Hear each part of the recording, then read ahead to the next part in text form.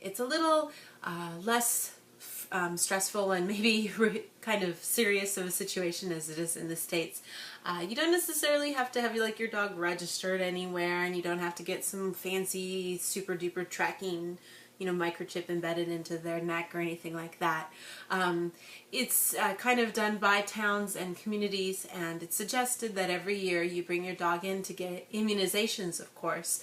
And you can either go to your local veterinarian and have that done, or you can go to the city-run kind of immunization thing that they do every year.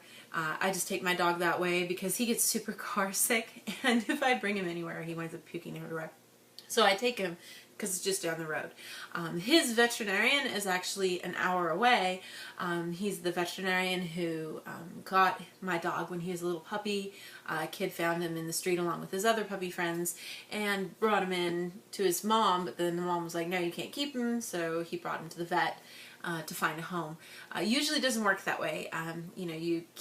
This particular vet is pretty cool about that. He takes in a few and tries to find homes, and we had told him beforehand that we were really looking for a puppy, so anybody that had one that didn't need it anymore, we wanted to adopt it. So there are no dumb friends leagues really in Japan except for privately run ones, and so it's really difficult to try to find a puppy that needs a home. I mean, if you search, you can find them, but it's certainly not as easy as it is in the States. So, and I've kind of mentioned that before, but in terms of, going to the veterinarian, there's those kinds of things that you have to do. Taking care of the city-run immunization, that cost me like $15 when I go to do that. And then I also get his heartworm medication. My veterinarian knows his weight, and so I get, these pills that you can give to your dog. To be honest, I don't know what they do in the States. I have never administered these to my dog in the States, so I don't know what we do if we do a shot. So yeah, you have to tell me now if you guys know what goes on. But what we do is we get these kind of little chewable pills that are really yummy. So I guess, I don't know if they're yummy or not, right? But there's usually 6 months worth from about summertime, May or June is June's usually when you get them, all the way through the end of the year to make sure that no heartworm disease gets into your little puppy. And this cost me about 7,000 yen, so $60, $70 or so. So those are the only major costs really required for me to have a dog. And then of course, you can buy dog food, those kinds of things, depending on the kind of food that you buy, of course, change depending on what you get. My dog, for some strange reason, my father-in-law has taught him to think that milk is the only thing he can drink. And if you have a dog, you know that most dogs' stomachs just can't handle milk. They get really sick, and my dog is one of those. He gets sick too, but he only thinks that's the only thing he can drink. So he insists on having milk, and if you get him low-fat milk, which is cheaper, he doesn't drink it because it's too thin. So we have to always get him like this richer kind of milk, and then he winds up to being sick all the time, but happy because he got to drink what he wanted to drink. Who knows? And we do give him our leftovers, especially fish, because he loves, fish and fish bone. So whenever we have leftovers that are easy for him to eat, we mix it up with some rice and pour in some miso soup or some tea or something to mix it all up and make a yummy kind of deal for him maybe once a week is when we do that. But definitely kind of a fun way to have a dog.